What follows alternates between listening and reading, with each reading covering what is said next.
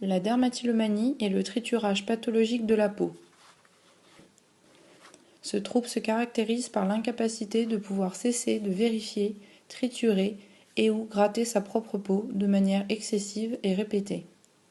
Ces comportements entraînant des lésions des tissus, une grande honte et de la culpabilité.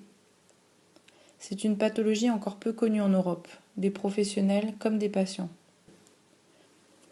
C'est pourtant un trouble qui se traite. La dermatillomanie concernerait environ 1,4% de la population minimum, c'est-à-dire au moins 930 000 personnes en France.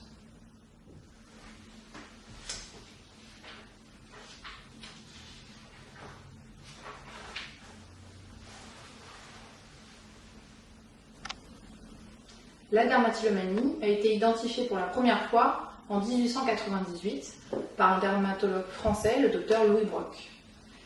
Il a été depuis reconnu dans la 5e version du DSM, le DSM-5.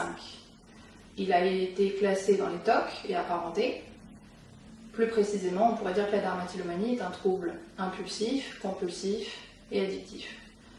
La dermatillomanie fait également partie des comportements répétitifs centrés sur le corps, CRCC, comme la trichotillomanie, le fait de s'arracher les cheveux, l'onychotillomanie, le fait de s'arracher les ongles, se ronger les ongles ou s'arracher la peau des ongles, et le fait de se mordre ou se retirer la peau des lèvres.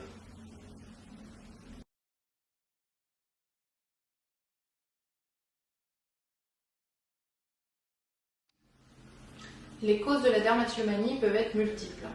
C'est un mécanisme de self-grooming, autrement dit d'auto-toilettage en français. C'est un mécanisme auto-apaisant, exécutoire. C'est une manière d'être en repli, de rester dans sa salle de bain et d'exécuter ses grattages afin d'être à l'écart d'autres personnes, d'autrui, comme des membres de la famille, des camarades ou le sexe opposé. La dermatillomanie est une manière de gérer les tensions internes et les émotions, comme le stress, l'anxiété, l'ennui ou le vide, en occupant ses mains. Dans les causes biologiques, on peut retrouver les cycles menstruels, qui sont un facteur aggravant des triturages et des grattages.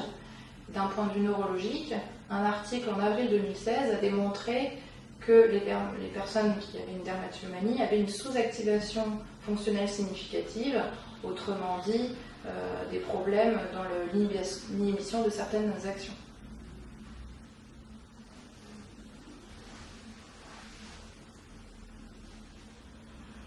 Les conséquences de la dermatillomanie peuvent être nombreuses, notamment les conséquences personnelles et psychologiques, comme la honte d'avoir des triturages et des grattages impulsifs, l'isolement, la solitude, le repli sur soi, mais également le fait de se coucher beaucoup plus tard que prévu, d'éviter des événements, et puis d'avoir des émotions négatives suite aux impulsions ou aux grattages répétés excessifs.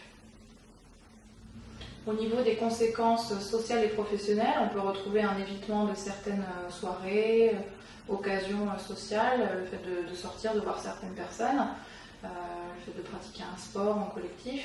On peut également retrouver dans le milieu professionnel des absences, des retards, des annulations de réunions, ainsi que des absences de travail, des arrêts de travail, et puis également des difficultés, par exemple, à aller à certains rendez-vous médicaux, de se présenter aux professionnels de santé. Les conséquences sociales et professionnelles peuvent être nombreuses. Dans les conséquences dermatologiques, on peut retrouver des croûtes, des marques, des cicatrices, mais aussi des staphylocoques dorés, des abcès, éventuellement une perte de la couleur de la peau et, dans les cas les plus graves, une septicémie.